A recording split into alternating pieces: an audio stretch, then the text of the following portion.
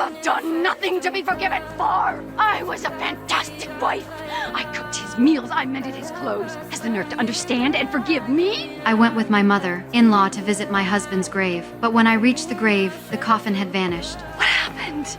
Looks like someone dug Rex up. Rex's insurance agent went to the hospital. By procedure, he had to confirm the cause of death with the doctor. The doctor, acting responsibly, gave him Rex's final note. Those few short lines pointed Rex's cause of death straight at me. On that very day, Nick suddenly came to comfort me. He hoped I could move on from losing my husband. I was drowning in grief, touched by his concern. It was just a hug between friends, but my mother-in-law saw everything from upstairs. She called the insurance agent right away. With her exaggerated words, the agent believed I had already started a new relationship. Together with Rex's note, he had to reconsider the real cause of my husband's death. I was summoned to the police station. They even put me through a lie detector test. I felt no guilt. I knew I was innocent. But when they asked about my feelings for Nick, the graph on the lie detector suddenly spiked violently. I was stunned on the spot. The police explained why I had been called in, and when that note was placed in front of me, I finally realized, after 18 years of marriage, that damn man, he still doubted me until the very last moment. It was the deepest insult I could imagine. For someone like me, chasing perfection, for the first time, I lost control in front of my friends. I shouted at my husband's grave.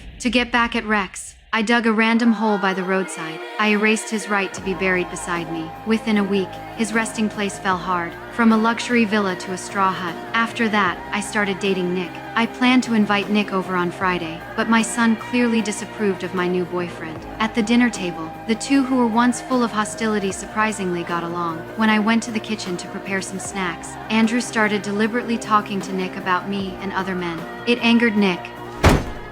Go to your room! In order to get rid of Andrew, that stumbling block, Nick suggested sending my son to a juvenile program for treatment. I refused, of course. I mean, unless I felt like Andrew was getting really out of control, then... But Nick already had a plan in mind. The next day, I went to my son's swimming meet. Nick showed up too, bringing a gift. In the pool, Andrew swam uneasily, glancing at the stands from time to time. When he saw Nick holding and kissing me, he couldn't hold back any longer. He swam to the edge recklessly. After getting ashore, he pounced directly on that insolent man. The coach pulled him back, and he saw a satisfied smile on Nick's face. He probably understood he had walked into a trap, but it was already too late. In the end, I still had to take my son away.